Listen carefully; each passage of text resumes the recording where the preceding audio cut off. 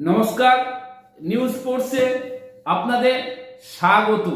FC গোয়ার এই ফুটবলারকে কিন্তু ইস্টবেঙ্গল ছিনিয়ে নিতে চলেছেন। প্লিজ আপনারা চ্যানেলটাকে সাবস্ক্রাইব করুন, লাইক করুন ও প্রচুর পরিমাণে শেয়ার করুন।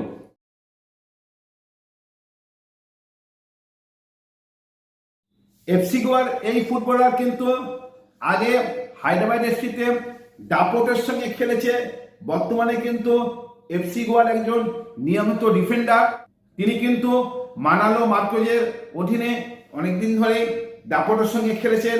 সেই নিম দর্জি তামানকে কিন্তু ইস্টবেঙ্গল নিতে চাইছে। তো মোটামুটি কথাবার্তা অনেকটাই এগিয়েছে। ইস্টবেঙ্গলে কিন্তু ভালো মানের স্টপার চাইছে।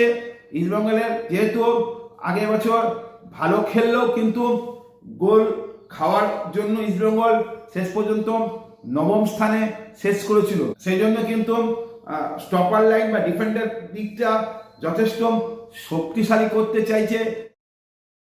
তাই কিন্তু ভালো মানের ডিফেন্ডার ইস্টবেঙ্গল চাইছে এবং তারা কিন্তু অনেকগুলো অপশনও রেখে দিতে চাইছে, যে এর বদলে বি বা বির বদলে সি, এই জাতীয় অপশন কিন্তু ইস্টবেঙ্গল রেখে দিতে চাইছে।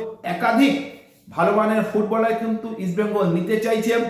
সেটা স্বদেশীয় যেমন নিতে চাইছে, তেমনি বিদেশিও নিতে চাইছে, যাতে এবার কোনো ফাঁক ফোকর না থাকে। তারা এফসি গোয়ার নিম দর্জিকে ইস্টবেঙ্গল টার্গেট করেছেন। উনি কিন্তু যথেষ্ট ভালো খেলেছেন গত বছর। সেই এফসি গোয়ার নিম দর্জিকে কিন্তু ইস্টবেঙ্গল টার্গেট করেছেন।